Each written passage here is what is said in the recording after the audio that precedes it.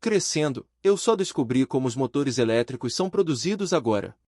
Assistir a todo o processo de fabricação me fez finalmente entender por que os motores são tão duráveis. Aqui está uma grande fábrica de produção de motores trifásicos. O primeiro passo na fabricação é construir a carcaça do motor. As chapas de aço retangulares, que são o material para fabricar a carcaça, são pegas por uma pinça de estanho e inseridas na máquina para serem laminadas em forma de cilindro. Após uma segunda prensagem para formar o cilindro, ele é transportado por uma esteira até a estação de soldagem. O robô de soldagem automático irá soldar, com intervalos regulares, uma faixa de placas de aço na circunferência do cilindro, formando as aletas de resfriamento da carcaça do motor. Devido ao estresse causado pela soldagem, ocorre deformação estrutural. Então, após a soldagem, a carcaça é enviada para um equipamento de correção que a pressiona de dentro para fora, corrigindo qualquer erro causado pela expansão e contração térmica e tornando-a mais regular e arredondada. Após a correção, a carcaça recebe uma camada de tinta anticorrosiva para aumentar sua resistência à corrosão. Assim, a fabricação da carcaça do motor está concluída.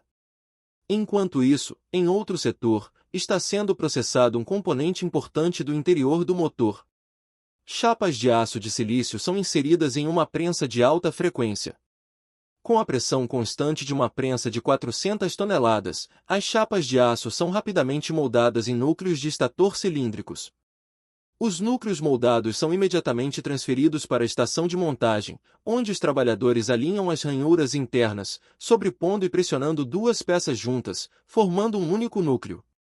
Após a prensagem, as dimensões são verificadas com um calibrador e a perfeita combinação das ranhuras é conferida com um molde. As bordas são então polidas para formar cantos arredondados suaves, preparando-os para a instalação subsequente. O núcleo do estator é feito para fixar os enrolamentos, portanto, antes de instalar os fios, cada ranhura recebe um isolante de papel, que isola o núcleo do estator dos fios, reduzindo reações indesejadas entre eles. Ao mesmo tempo, os enrolamentos do estator estão sendo preparados. Em uma máquina de enrolamento de alta velocidade, fios de cobre são enrolados em segundos, formando os conjuntos de bobinas do estator. Em seguida, os trabalhadores transferem as bobinas para suportes, que as conduzem para a montagem com os núcleos do estator. Ao iniciar o equipamento de montagem, quando o núcleo desce até o ponto predefinido, um braço mecânico puxa as bobinas para dentro do núcleo, fixando-as. Após a prensagem, as bobinas são organizadas. Em seguida, os fios são levados para a estação de conexão, onde os trabalhadores colocam tubos protetores em cada fio e os envolvem com fita adesiva, organizando-os. Um maçarico remove o isolamento de uma extremidade dos fios de cobre, juntando-os para facilitar a condução elétrica. Finalmente, as bobinas são prensadas firmemente em uma plataforma de pressão, ficando bem organizadas.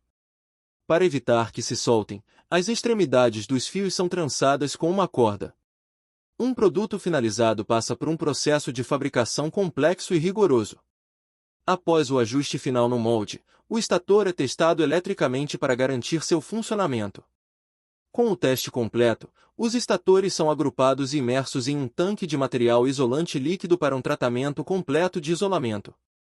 Depois de imersos, a fabricação do estator está concluída. O próximo passo é fabricar o rotor, outro componente crucial do motor. O aço liga é o material utilizado para o eixo do rotor, cortado em segmentos iguais e usinado em um torno. Com o eixo do rotor pronto, a produção do núcleo do rotor começa. Os trabalhadores alinham as chapas de aço de silício em um eixo, transferindo o conjunto para um molde de prensagem, formando o núcleo completo do rotor. O molde montado vai para a prensa, onde as chapas são compactadas. Em seguida, o alumínio líquido é injetado na base da máquina, substituindo o cobre nos enrolamentos do rotor, formando uma estrutura de alumínio durável e de alta performance. O molde é removido, revelando o núcleo do rotor completo, que é polido e os orifícios centrais são refinados para instalação com um eixo. Para facilitar a montagem, o núcleo do rotor é aquecido a 300 graus Celsius, permitindo uma instalação eficiente e segura com um eixo. Depois de resfriado com um ventilador, o núcleo se encolhe, fixando firmemente o eixo.